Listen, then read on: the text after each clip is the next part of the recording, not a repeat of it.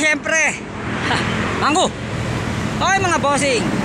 Well, okay, ito pa lang yung ano natin, yung mabibigay kong feedback dun sa ginawa nating ride sa Nueva Ecija nitong mga nakaraang araw. So, actually, putol-putol yung video nun Pero ang ano ko na lang sa inyo is yung experience ko, feedback, and ano ba ang naging ano ba ang naging experience or ano masasabi ko kay Nog-Nog or kay Samurai Wanted.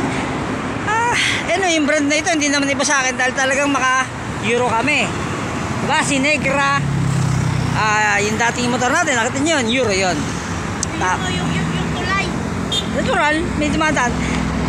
So wala na tayong pag-uusapan kung tatagal o etc. Ayaw na ng ganun at bahala kayo sa buhay nyo. Okay, si Nog-Nog ay nakuha namin second hand. At yun nga, yung first ride natin is Nueva Ecija. At sa Nueva Ecija, ikot pa tayo ron from Talavera, punta ng Ben Saliaga. Okay, then umuwi tayo kailan kahapon, di ba?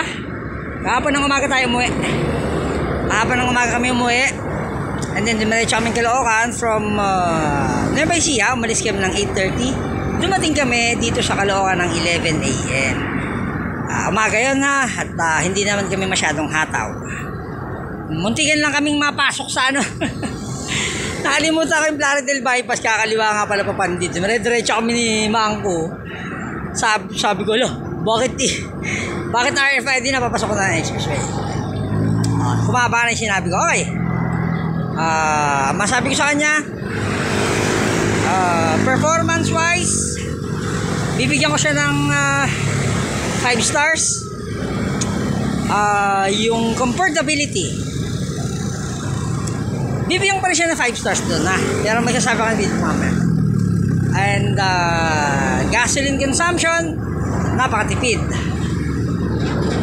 Engine sound o yung tunog daw ng makina, napakatahimik niya mga bossing.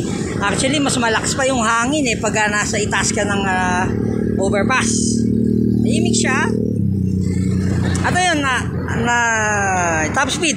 So hindi naman natin inaano yan. Pero doon sa Kalibangbangan bypass from Kalibangbangan Talavera papunta ng Kabanatuan ay nag 135 siya. 130. Hindi ko naman siya nasagad ng 140, no? Pero actually hindi pa yon wala, tsaka maluwag safe naman yung pagtakbo.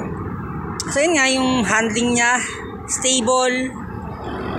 At ang maganda sa kanya, yung kanyang braking system. Yung CBS feature niya, napakaganda. Mga bossing. Yun ang una kong masasabing maganda. Ano pa? Yun lang. Stock height kasi ito. Stock shocks. So, kailangan na ibaba ng konti. So, yun lang, maliban doon, braking good, engine good, rider good, angkas good. Ayun lang ang ko, hindi naman negative, pero dito sa area na to, tumatama yung tuhod ko, although hindi naman ako ganong kalakihan. Ganyan, Kasi ang proper na pag-upo dapat dito is naka-flipper wing ka Dapat nakaganyan ka since minsan talagang naka stock height, ang nangyayari